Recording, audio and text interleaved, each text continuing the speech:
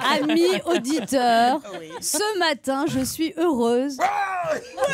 Tout va tellement bien en France. Quelle ambiance sereine et détendue. Le Front National est à 25%, ça fait un Français sur 4 et ça fait peur. Ma voisine m'a dit « Ouais, mais enfin, il faut reconnaître qu'elle n'a pas tout à fait tort. » Alors ça, c'est la première étape. Les gens disent « Elle n'a pas tout à fait tort », puis « Elle a un peu raison », puis « Allez, je vote pour elle, on verra bien », puis le fameux « De toute façon, ça pourra pas être pire ». Alors là, je vous arrête, ça peut être pire, justement. Regardez François Hollande. On pensait pas que ça pouvait être pire que Nicolas Sarkozy, et pourtant.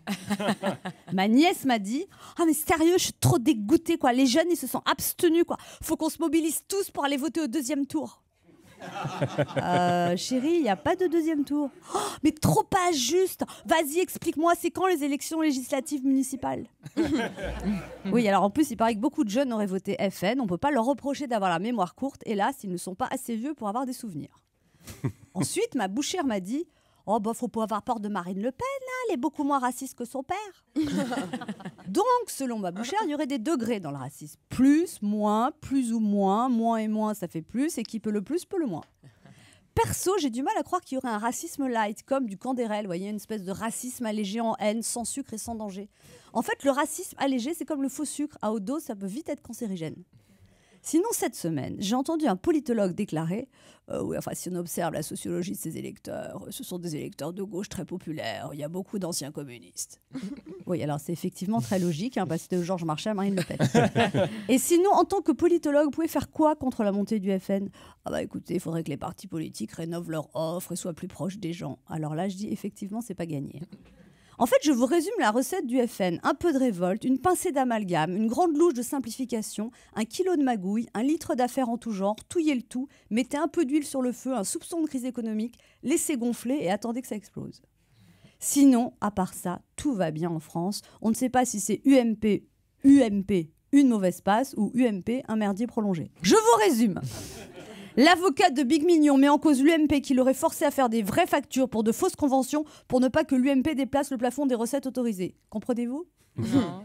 Jérôme Lavrieux est venu pleurer à la télé. Il aurait essayé d'alerter, mais on ne l'aurait pas écouté. Non mais t'imagines la conversation? Chef, j'ai dépensé 10 millions de trop. Ta gueule.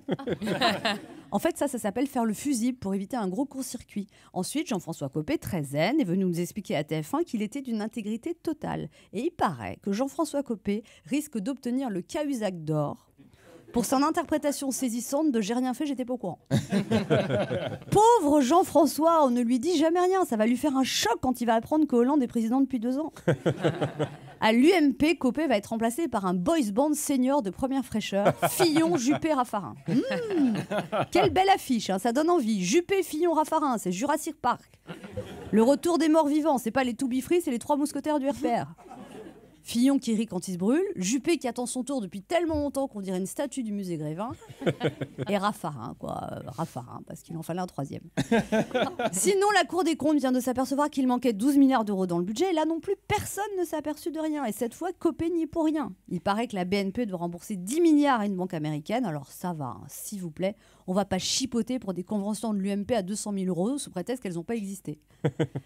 Voilà, Marine Le Pen est à 25% et si les politiques ne se ressaisissent pas, j'ai bien peur qu'un matin de 2017, on se réveille avec une présidente blonde en se demandant, mais un peu tard, mais comment on a pu laisser faire ça?